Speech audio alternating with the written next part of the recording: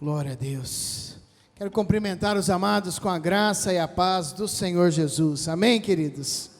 Glória a Deus. Para nós é uma alegria tremenda ver a igreja voltando a preencher os lugares, nós podendo, como cidade, desfrutarmos de um tempo bendito. Por isso nós não vamos baixar a guarda, né? Vamos continuar nos cuidando, tendo todas as preocupações para que possamos permanecer desta forma. Eu quero te convidar a abrir a tua Bíblia no Evangelho de Lucas, capítulo de número 9, do versículo 28 até o versículo de número 33. Muito oportuna esta canção, que nós clamamos o despertar de Deus para a nossa vida. Talvez você, homem, se sinta um tanto quanto desconfortável de declarar esta canção, né? Que nós somos noiva, vamos preparar os cabelos, né? Mas é uma figura de linguagem utilizada, né, tendo em vista Cristo como noiva, a igreja como noiva. Mas nós precisamos entender, queridos, que isso faz referência a questões muito práticas da nossa vida. Quando a nossa irmã Cátia estava ministrando aqui, acerca de nós estamos com as unhas arrumadas, fique tranquilo, meu irmão, você não precisa marcar manicure para segunda-feira, tá? Para pintar as suas unhas, mas está dizendo justamente acerca dos adornos. O que é o adorno para a igreja de Cristo, senão a santidade, senão a caminhada num compromisso real com o Senhor, senão uma vivência no Espírito Santo. E é isso que o Senhor está nos desafiando, a nós como igreja, sermos noivas prudentes, que estão com as candeias cheias de azeite, aguardando o retorno do noivo. Cristo, ele pode vir, como na parábola das virgens ali, né?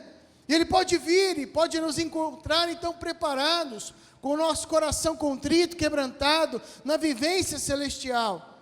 Mas pode ser que ele pegue pessoas desapercebidas, pessoas que vão se deixando levar pelas questões do dia a dia, pelas ocupações. É interessante que hoje nós vivemos dias bem diferentes, queridos, do passado, né? Ou de um passado recente. Nós estamos recebendo hoje aqui o pastor Paulo, nossa irmã Vânia e o Rafa, né? São pais do pastor Juliano, o irmão. E o pastor Paulo e a nossa irmã Vânia certamente vão lembrar do início de ministério, onde não haviam muitas atividades a serem feitas socialmente, onde não haviam muitas questões. E quando nós falávamos de igreja e fazer parte da comunidade cristã, se tornava então algo diferente. Eu não estou dizendo que todas as pessoas que ingressavam na igreja, ingressavam por este motivo, jamais, queridos. Talvez a grande maioria por terem um compromisso com Cristo. Mas pense comigo, queridos, havia um momento onde a igreja se tornava então um evento, e aí as pessoas não mediam esforços para estarem na igreja. Eu me lembro, por exemplo, lá no norte do Paraná, onde o evangelho foi propagado ali na igreja presbiteriana pelo reverendo Jonas Dias Martins, conhecido como o apóstolo do pé vermelho, por causa da terra lá no Paraná, que é muito vermelha. E ali ele ia a cavalo, desbravando nas vilas, nas cidades, nos municípios, pregando a palavra de Deus. E nessa época, então, os corações estavam abertos, havia uma sede do evangelho. Eu não estou dizendo que hoje não há essa sede, sim, mas também há formas de tentar saciar essa sede, porque só Cristo pode saciar a sede da nossa alma. E então nós precisamos tomar cuidado, para que nós não nos encontremos dormindo, ou anestesiados, ou tão envolvidos com as outras ocupações, ou com as questões que nós podemos nos divertir, ou então descansar, e possamos estar ficando aí longe, né? O noivo nos encontrar dormindo neste tempo. E é interessante que hoje, querido, eu não estou falando algo contra você ter um tempo de interação com a tua família, jamais. Família é o nosso bem maior, precisamos investir tempo.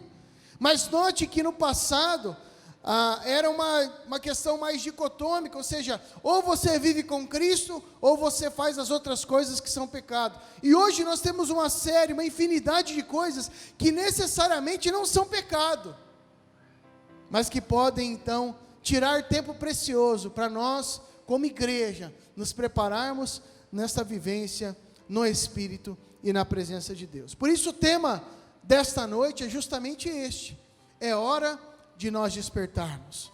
Durante esses 5 anos, 4 anos e meio, eu ministrei algumas palavras em textos diferentes com essa temática do despertar. Mas hoje nós vamos falar de despertar aqui em Lucas capítulo 9, num texto muito interessante. Um texto onde Jesus ele chama os discípulos mais próximos e sobe ao monte para orar. Mas não é nenhuma novidade que toda vez que Jesus começava a orar com seus discípulos, o que eles faziam, queridos? Me ajude, igreja. Quando Jesus chamava os discípulos para orar, o que acontecia com eles? Eles dormiam. Eu não sei se eles eram tão cansados assim, né? Acho que eram muitas atividades que eles faziam, né? Era um esforço tremendo, eu não sei. Eu sei que toda vez que Jesus chamava eles para dormir, tinha uma unção do sono que tomava conta deles, né? Eu sei que essa unção também tomava conta da minha vida quando eu era criança, né? Meus pais, todos os dias à noite, nós nos reunimos ao redor da cama dos meus pais. Eles devem estar nos ouvindo hoje, agora pela noite, eles vão lembrar, né? E todos os filhos tinham que fazer uma oração. E eu era o primeiro, porque eu terminava a oração, queridos, e já terminava já na glória, já orando, né? Dormindo, uma paz tomava conta do meu coração. E se eu fosse o último, só no outro dia para eu fazer a oração. Mas é interessante isso, querido, porque a oração, apesar de ser a essência do poder de Deus em nós, e a melhor forma de nós nos comunicarmos com o Senhor, e vivermos essa realidade, há uma luta carnal, queridos, terrível, né? Nosso ser parece que ele não quer que nós oremos. Eu não estou nem dizendo do inimigo, querido, mas a nossa própria carne. Na quarta-feira eu estive falando um pouco acerca disso, né? Do orar ajoelhado, por exemplo, que é uma coisa anatomicamente complicada, né?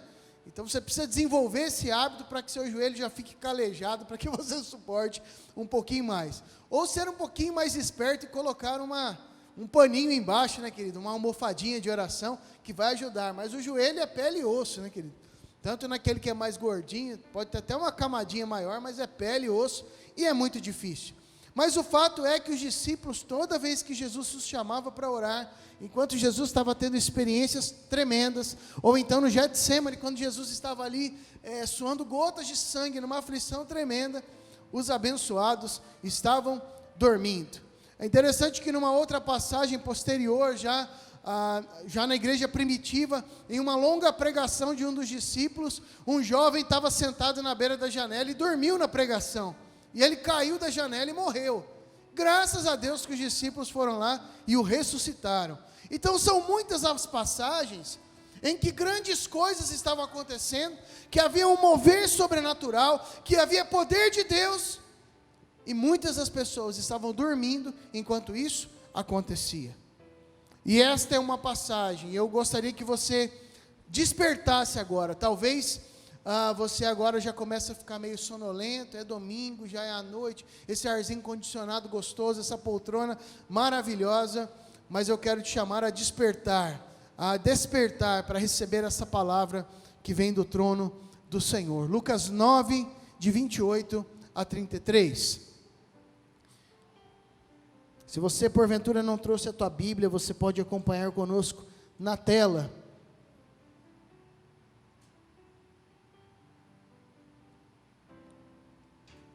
E aconteceu que quase 8 dias depois dessas palavras, tomou consigo a Pedro, a João e a Tiago, e subiu ao monte a orar. E estando ele orando, transfigurou-se a aparência do seu rosto, e a sua roupa ficou branca, e muito resplandecente. E eis que estavam falando com ele 2 homens, que eram Moisés e Elias, os quais apareceram com glória e falavam da sua morte, a qual havia de cumprir-se em Jerusalém. E Pedro e os que estavam com ele estavam carregados de sono, e quando despertaram, viram a sua glória, e aqueles 2 homens que estavam com ele. E aconteceu que quando aqueles se apartaram dele, disse Pedro a Jesus: Mestre, é bom que nós estejamos aqui e façamos 3 tendas, uma para ti, uma para Moisés e uma para Elias, não sabendo o que dizia. Agora eu quero te convidar a ir para o capítulo de número 22, aqui de Lucas, verso 39 a 46.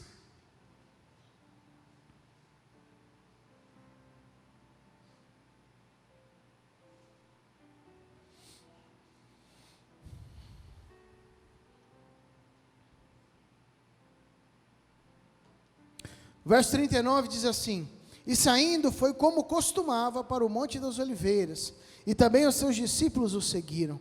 Quando chegou àquele lugar, disse-lhes: orai, para que não entreis em tentação. E apartou-se dele cerca de um tiro de pedra, e pondo-se de joelhos, orava, dizendo: Pai, se queres, passa de mim este cálice, todavia não se faça a minha vontade, mas a tua. Verso 43, e apareceu-lhe um anjo do céu, que o fortalecia, e posto em agonia, orava mais intensamente, e o seu suor tornou-se como grandes gotas de sangue, que corriam até o chão. E levantando-se da oração, veio para os seus discípulos, e achou-os dormindo de tristeza, e disse-lhes: por que estáis dormindo? Levantai-vos e orai, para que não entreis em tentação. Vamos fechar os nossos olhos, vamos curvar nossa cabeça mais uma vez. Senhor Deus, eis aqui as nossas vidas, e nós clamamos o Teu agir, o agir do Teu Espírito sobre nós, iluminando o nosso entendimento, para que nós possamos, ó Deus, passar aquilo que Teu Espírito deseja à Tua igreja, não aquilo que vem de mim, Senhor, mas aquilo que é eterno, e vem da Tua presença, do Teu coração, da Tua mente. Por isso fala conosco, ministra as nossas vidas, leva mesmo o nosso pensamento, Senhor, cativa a Tua presença, em nome de Jesus aqui oramos, amém e amém. Eu gostaria que você pensasse um pouquinho aqui nessa cena. Aqui nós temos uma curiosidade um tanto quanto interessante aqui, né? E você que deseja conhecer um pouquinho mais de curiosidade, você tem nos acompanhado aí também no Pão de Minuto, né? Que é um tempinho rápido ali, uma ministração curta sobre curiosidades bíblicas, e essa certamente vai estar em alguns momentos a seguir. Qual curiosidade? Será que Jesus estava conversando realmente com Elias e com Moisés aqui? E aqui há algumas divergências teológicas, mas eu gostaria de olhar para a palavra e raciocinar um pouco com os irmãos, né? Para mim, queridos, na minha interpretação, segundo aquilo que a palavra de Deus nos diz, é muito mais plausível que seja uma visão, né? Levando em conta o horário, que eles estavam ali sonolentos, e também que havia um poder sobrenatural ali agindo na vida de Jesus, os discípulos devem ter tido uma visão. Por quê? Elias pode ser até justificável, né, tendo em vista que ele foi levado aos céus, então ele poderia sim aparecer em forma corpórea, porque o seu corpo não foi então corrompido. Mas quando nós falamos de Moisés, Moisés morreu, e aí nós temos uma questão, um problema teológico, se nós acreditarmos que Moisés estava aqui, né, em corpo. Então, certamente aqui eles tiveram uma visão, como Pedro em outros momentos tinha tido outras visões. Então eles tiveram uma visão, e nessa visão estava ali um tempo de conversa, um diálogo acerca das coisas que haveriam de acontecer. Mas quando eu olho para este texto, querido, para esses dois textos, eu quero olhar na perspectiva da perseverança em oração, ou da experiência na presença do Senhor. Se você notar no primeiro, diz que eles estavam com muito sono, carregados de sono. Sono é uma necessidade da nossa carne, né? Como por exemplo, quando Jesus foi tentado, nos 3 momentos ele foi tentado na sua carnalidade, nas suas limitações. Foi tentado então nos desejos da vanglória ou do seu orgulho, né? Atira-te daqui de cima, teus anjos dará ordens a teu respeito para que te guardem, né? Então o Senhor pode fazer isso. Foi tentado na sua fome, né? Transforma essas pedras em pão. Foi tentado em toda a glória deste mundo. Ou seja, o inimigo, queridos, ele sempre vai tentar agir segundo as fraquezas da nossa carnalidade. É por isso que Paulo diz que, ao contrário de viver uma vida guiada pelos desejos, pela concupiscência, né, da nossa carne, nós devemos andar em espírito. Agora, para nós andarmos em espírito, nós precisamos cultivar um relacionamento com o Espírito Santo, através da oração. É orar ajoelhado, é orar antes de dormir, é orar enquanto nós caminhamos, é orar enquanto nós estamos em casa, é orar lavando a louça, lavando a roupa, lavando a calçada, é orar em todo o tempo. Agora, quando nós falamos de um tempo específico de oração, de um tempo de qualidade de oração, onde nós não nos distraímos com outras coisas, nós precisamos ser muito mais disciplinados. Você não precisa erguer a mão, mas quantos de nós iniciamos um momento de oração, e de repente o smartphone fez um barulhinho, ou vibrou um pouquinho, e você interrompe a oração para ver se alguém está falando. E daí, se você fosse advertido, o Espírito Santo ele adverte: o que você está fazendo, Tiago? Ora, fala comigo. Não, eu preciso ver se tem alguma coisa importante. Então note que as nossas prioridades são invertidas hoje. Senão, nós não entendemos então a importância de falar com Deus, com o Pai, com o Filho e o Espírito Santo, e uma vibradinha no celular talvez se torne mais importante do que este momento glorioso na presença do Senhor.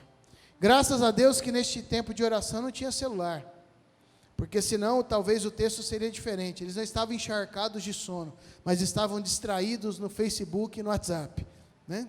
Certamente a passagem, a linguagem contemporânea seria isso.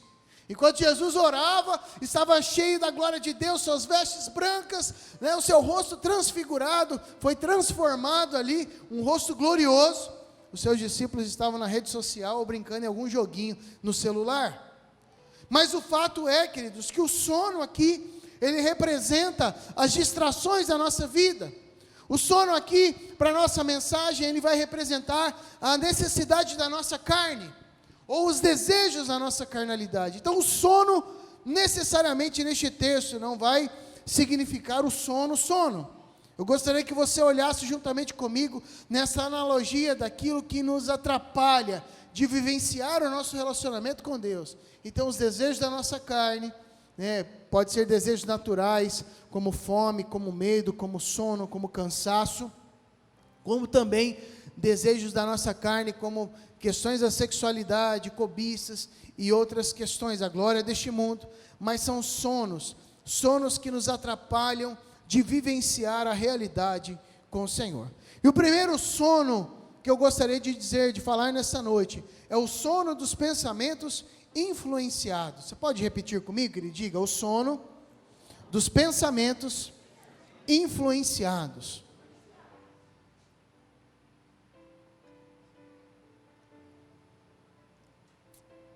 Versículo 41, do segundo texto que lemos, ele diz assim: e apartou-se dele cerca de um tiro de pedra, e pondo-se de joelhos, orava, dizendo: Pai, se queres, passa de mim este cálice, todavia não se faça a minha vontade, mas a tua. Quem de nós, queridos, já não passou por palavras sendo lançadas na nossa mente? Ideias sendo lançadas: desiste, não faça isso, ou faça aquilo, né? E aqui eu gostaria de ponderar e abrir um parêntese. Essas palavras na nossa mente, elas podem ser de algumas direções. O Espírito Santo, ele fala conosco na nossa mente. Na quarta-feira falamos sobre as vozes, né? A voz do Senhor, como ela é. Mas também, queridos, a nossa própria carnalidade pode falar na nossa mente.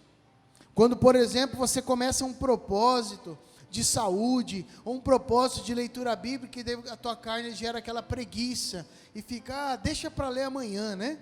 É a nossa própria carnalidade, é a nossa natureza caída, mas nós também podemos ser alvo de espíritos malignos falando na nossa cabeça.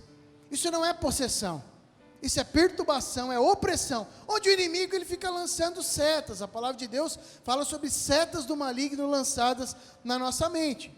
Agora, qualquer que seja, né, o sono dos pensamentos influenciados, nós precisamos lutar, queridos, lutar através das nossas convicções. Olhem novamente o nosso texto, diz aqui o texto, que Jesus os seus pensamentos estavam sendo influenciados de uma forma a tirá-lo do propósito celestial. Pai, se queres, passa de mim este cálice, mas todavia não se faça a minha vontade, mas a tua. Por trás dessa declaração poética, segundo a tradução aqui do João Ferreira de Almeida, na prática o que estava acontecendo é que a mente de Jesus estava sendo alvo de setas para que ele desistisse da sua missão. Jesus ali chegando o momento, ele sabendo o que viria, o peso que estava sobre a sua vida, a responsabilidade, Jesus começa a pensar: será que seria necessário mesmo eu passar por isso? A Bíblia não relata isso, mas este é o sentido dessa afirmação. Jesus, passando por aquele momento, ele pensa: poxa, mas eu não pequei, eu não errei, eu vou ter que fazer tudo isso mesmo? Será que esse é o ponto? Se eu pedir para o Pai, será que Ele não me libera dessa, né? Ou dá um outro jeito? Poxa, o Senhor é o Todo-Poderoso. Mas na prática, na mesma oração, Jesus, uma vez que ele identifica isso, essa luta na mentalidade, ele já combate isso declarando: todavia, não se faça a minha vontade, mas a tua. E aqui há uma lição para as nossas vidas. Nós somos bombardeados da nossa mentalidade todos os dias, queridos. É na televisão, é no YouTube, é no celular, é numa conversa, é no momento de distração, onde nós somos chamados pelo inimigo ou pela nossa carnalidade a vivermos de uma forma que contraria os princípios da palavra de Deus. E lança uma seta, e geralmente essa seta, por exemplo, na minha vida, ela vem assim: não dá nada não. Às vezes são coisas bobas do dia a dia. Não, mas amanhã você faz de novo, não tem problema. Situações que nos levam a protelar na nossa caminhada. Mas aí a dica de Jesus para a nossa vida é essa: Senhor, que não seja feita a minha vontade, mas a tua. Será que no nosso dia a dia, queridos, nós temos vivido segundo a vontade da nossa carne ou segundo a vontade do Espírito Santo de Deus? As nossas práticas, acabamos de declarar: Senhor, venha nos despertar. E no meio de oração nós vamos declarar essa canção novamente. Nós, como noiva, nós estamos aqui aguardando o Senhor nos buscar. Que legal, vamos despertar, né? Mas e se Jesus voltasse hoje? Qual é o diagnóstico que ele encontraria da sua noiva? Não só de nós aqui em Amambai. Qual é a forma? Encontraria a noiva vestida de papel, descalça, suja? Ou ele encontraria a noiva adornada, preparada para este momento? O segredo de uma noiva preparada para este momento é uma noiva que não vive a sua própria vontade, mas vive a vontade do noivo, vive a vontade do Pai. Vão ser muitos os momentos que a nossa carne vai querer vir à tona, quer seja na glória desse mundo. Não é muito gostoso, queridos, o reconhecimento? Não é muito gostoso nós estarmos no ápice, no sucesso, plenos, onde as pessoas falam: poxa, que legal, você é gente boa, você é isso. Temos o reconhecimento deste mundo. O problema disso, queridos, é que a glória deste mundo, como diz a própria expressão, é deste mundo. Isso faz jus àquilo que o próprio Satanás diz: Jesus, eu te dou isso. Eu te dou a glória deste mundo. Eu te dou os reinos, todas as coisas. Você só precisa fazer uma coisa: prostrado, me adorar. E olha que interessante.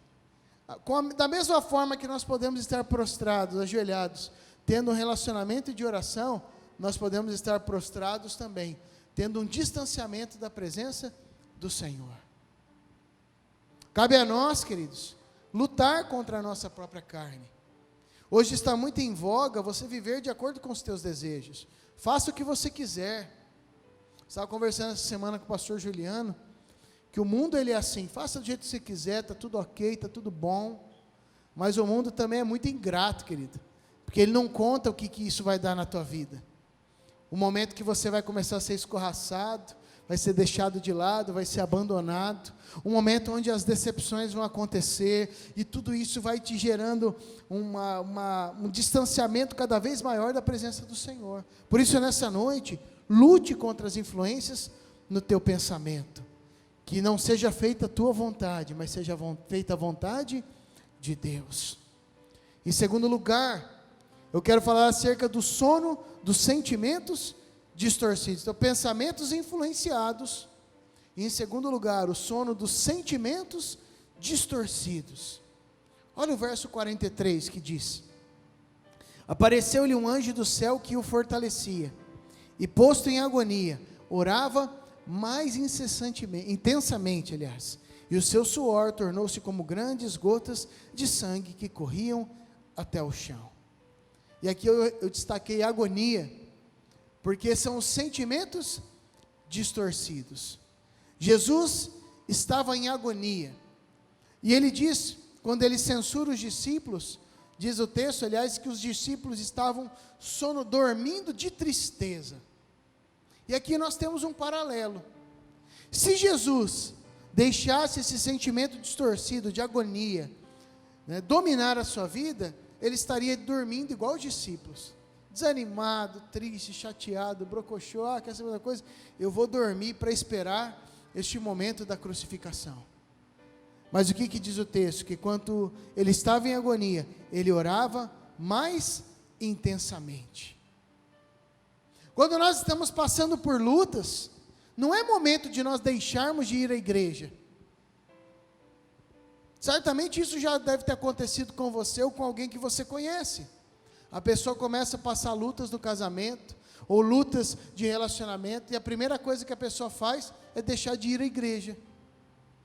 Daí a pessoa fala, não sei, eu fui desfalecendo, desanimando. Claro, queridos, aqui é o lugar onde você está ouvindo a palavra de Deus, está sendo fortalecido pelos irmãos, né? Ou deixa de ir na célula, e ali é o lugar onde as pessoas estão orando pela tua vida, te ajudando, né? Fortalecendo o teu coração em Cristo.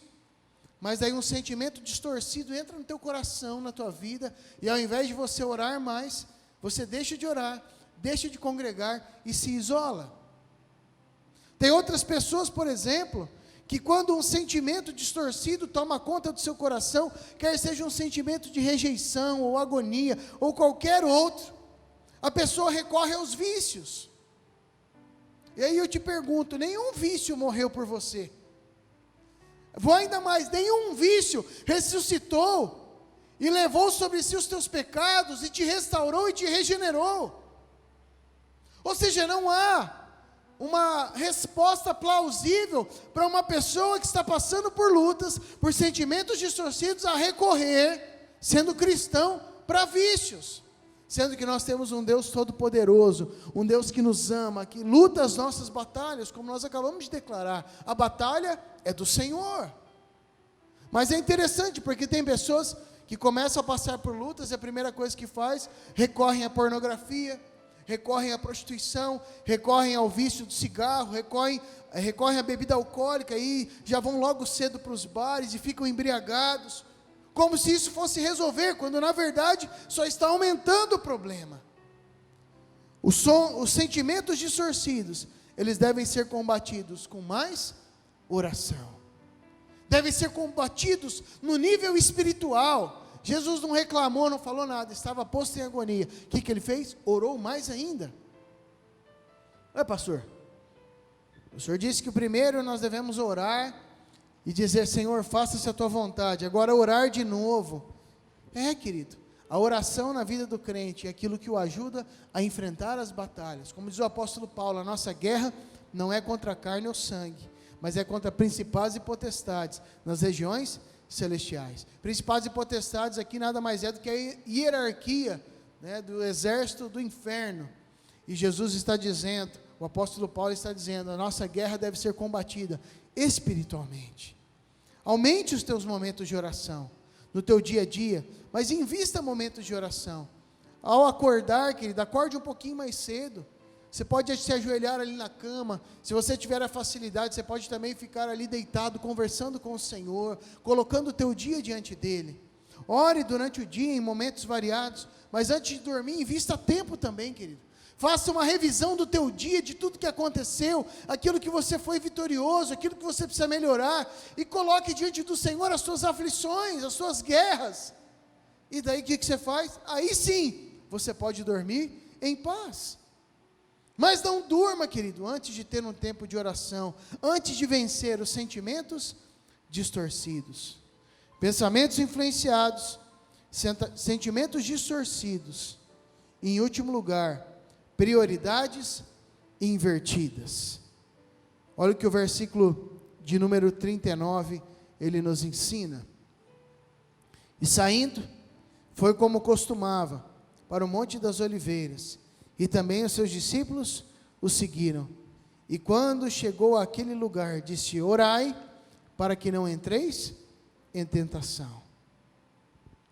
Aí eu quero te perguntar, no Monte das Oliveiras, Monte das Oliveiras é pedra para todo lado, pedra, queridos. No período de oração, qual era a tentação que poderia sobrevir sobre eles? Tirando a tentação do sono aqui, já, a gente viu que eles gostavam de dormir, né? Senão a tentação de distrações, de simplesmente que você começa devagar, aliás, teu pensamento vai longe, a tua mentalidade está longe, de repente você começa a conversar um com o outro, quando na verdade você precisava orar. A inversão das nossas prioridades. É muito interessante, queridos, porque, por exemplo, quando nós falamos dessa época de pandemia, é muito fácil de você ver as prioridades invertidas. É muito fácil. Aqui eu quero tecer uma crítica à realidade, não à questão do vírus. Mas é muito interessante, porque as pessoas fazem tudo. Mas quando diz respeito à experiência com Deus, ou a estar em comunhão, daí não podem. É muito interessante. Logo que nós tivemos o lockdown aqui, mais leve aqui na nossa cidade, as igrejas não podiam funcionar. E nós respeitamos desde o início tudo isso. Mas os bares estavam abertos. E aí eu te digo, quem é mais maduro para manter um distanciamento social correto? Um cristão maduro, que está indo de propósito na igreja, completamente são, para adorar a Deus, ou um bêbado que está lá junto com os outros bêbados, tudo se abraçando, batendo caneco, né? Note como as prioridades, elas são invertidas. A gente muitas vezes não tem medo para fazer um monte de coisa, mas quando é o nosso relacionamento com Deus, nós colocamos uma série de empecilhos, para que este relacionamento se concretize. Quando eu digo, querido, eu acho que é totalmente plausível, e as ações dos nossos governantes aqui foram maravilhosas. Tivemos o nosso tempo, e continuamos aqui usando máscara, álcool em gel, tudo isso. Não é essa a questão. A questão é que é muito mais fácil nós darmos vazão à nossa carne, e colocarmos desculpas, e invertermos a prioridade das coisas de Deus, onde a gente faz de tudo. Vai no shopping, na cidade mais próxima, passeia, vai em tudo quanto é lugar, queridos, onde a contaminação é tremenda, mas quando nós falamos de uma vivência real com Cristo, de estarmos juntos, e estarmos também em comunidade, aí, que é isso, né? Queridos, será que as nossas prioridades estão invertidas? O sono das prioridades, onde nós vamos para um lugar para orar, e não conseguimos orar, porque nós dormimos, onde ao invés de nós termos um relacionamento com Deus, nós priorizamos outras coisas, onde na verdade nós temos tempo para tanta coisa, investimos horas e horas, distraindo o nosso dia a dia em redes sociais, em outras coisas, que não é pecado no primeiro momento, mas quando nós falamos de investir um tempinho na presença de Deus, não conseguimos orar nem 5 minutos, quando nós falamos de ler a palavra, não conseguimos ler nem um pouquinho, quando nós falamos do estudo da palavra de Deus, poxa vida, põe em casa 30 minutos de ministração, poxa, mas isso é muito tempo. Mas quando a gente vê, passa 45 minutos, assiste o jogo de futebol, dá um intervalo, passa mais um tempo, e aí está tudo ok. Entende como as nossas prioridades são invertidas? Às vezes nós temos uma dificuldade enorme para investir naquilo que é eterno, naquilo que nos leva para mais perto do Senhor, e nós vamos naturalmente para aquilo que a nossa carne anseia. Investimos tempo e mais tempo em outras coisas, que muitas vezes são coisas de fato importantes, mas muito mais importante é nós nos prepararmos como noiva de Cristo, para o dia que o Senhor vai nos buscar. Nós declaramos aqui, Senhor, venha nos despertar, nós só estamos aguardando a Tua presença, não queremos ser uma noiva com vestido de papel, descalça, mas será que isso é uma realidade? Ou será que é mais uma canção que nós declaramos da boca para fora? Porque se isso é uma realidade, eu não estou aqui para dizer, se você fizer assim assado, você está dentro do padrão, não, querido, é uma questão muito particular nossa com o Senhor, mas se isso é uma realidade, nós precisamos tomar medidas urgentes na nossa vida, para que nós possamos investir em trocar o vestido, investir em colocar calçados, ou seja, investir numa vida de busca maior na presença do Senhor, de oração, de santificação, de comunhão juntamente com os irmãos, nesta realidade. Que o Senhor nessa noite, querido, possa nos despertar, que o Senhor nessa noite, o Espírito Santo, venha nos despertando, de quaisquer sonos que porventura nós estejamos enfrentando. Lembrando aos amados que nós como igreja no passado já enfrentamos coisas muito piores do que nós temos enfrentado hoje. ameaças de morte reais, muito piores do que aquilo que nós temos enfrentado hoje. Nós precisamos, como noiva de Cristo, acordar do sono, de quaisquer sonos que estejam na nossa vida, e voltarmos a nos preparar e a vivenciar a realidade do reino de Deus em nós e através de nós. Quero te convidar a fechar os teus olhos e a se colocar em pé, convidar o ministério de música para chegar aqui conosco. Nós vamos declarar nesta canção, juntamente com a igreja, fazendo dela a nossa oração.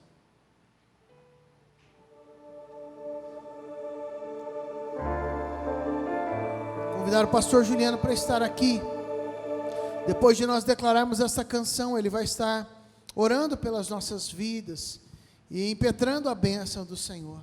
Mas enquanto nós declaramos esta canção, desde este momento agora, que ele já vai colocando a tua vida diante dele. Coloca o teu coração diante do Senhor. Faça uma análise real da tua vida, das tuas prioridades diante do Senhor, para que nessa noite nós saiamos daqui despertados pelo Espírito Santo de Deus, em nome de Jesus.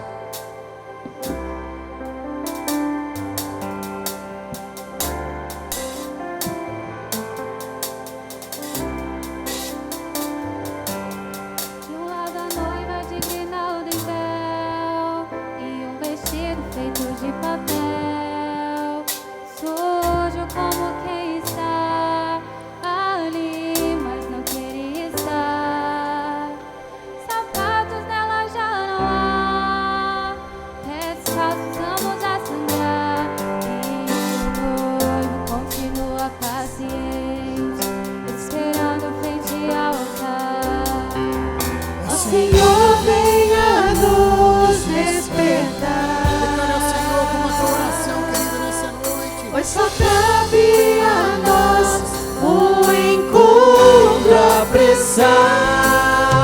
Como noiva te clamamos, venha nos perdoar, pois contigo queremos estar. O preço ele já pagou, a festa preparada foi.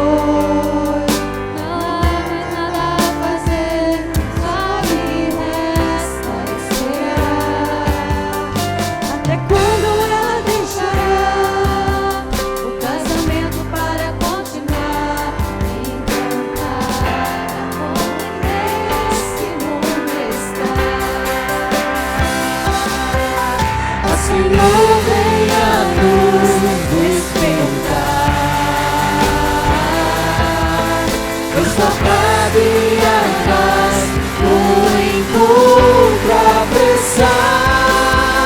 Como noiva te clamamos, venha nos perdoar, pois contigo queremos estar. Senhor, venha nos despertar, pois só cabe a nós um encontro apressar. E como noiva te clamamos, venha nos perdoar, pois contigo queremos estar. Contigo queremos estar, pois contigo queremos estar.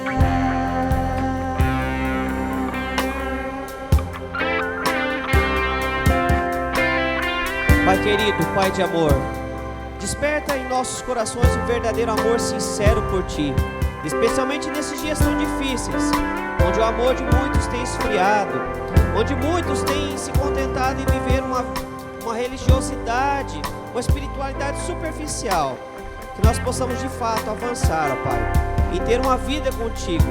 E a oração não seja algo maçante, mas seja um prazer para nós, pois é o nosso tempo de conversa sós contigo, o tempo em que o Senhor se revela a nós, nos fortalece e nos dá a estratégia e unção do Teu Espírito Santo para viver puros, como uma noiva ataviada, uma noiva preparada Uma noiva, Pai querido, que está pronta para o dia de se encontrar contigo. Para que quando o Senhor vier para buscar a sua noiva, estejamos prontos, ó Pai. Que o nosso coração possa arder por Ti. Que o mundo não tenha influência sobre nós, mas que possamos estar despertos. Não mais, ó Pai querido, com os nossos olhos vendados pelo pecado, mas com os nossos olhos, ó Pai, livres, com os nossos olhos limpos, que os nossos olhos estejam voltados tão somente para o noivo. E a nossa oração seja sempre: Maranata, vem, Senhor Jesus, vem buscar o seu povo, Pai, aqueles que se chamam pelo seu nome, para nos encontrarmos para sempre contigo na eternidade, pois esse é o desejo do nosso coração. Enquanto esperamos, que possamos te honrar, possamos estar preparados, e quando o Senhor vier nos buscar, que o nosso transbordar de alegria seja incontido, ó Pai. Assim oramos no nome de Cristo Jesus. Estenda a sua mão, meu querido irmão, minha querida irmã. Receba a bênção. Que a graça de Cristo Jesus, que nos foi outorgada na cruz, o amor de Deus, o nosso Pai, que nos esperou pacientemente, e o poder do Espírito Santo, que nos libertou do pecado, mas nos preparou para vivermos eternamente na presença do nosso Deus, esteja sempre contigo, não apenas aqui, mas te preparando para o dia que estaremos lá para sempre com Ele. Amém e amém. Deus te abençoe, querido. Vai na paz, na graça do Senhor Jesus. Uma semana de vitórias na presença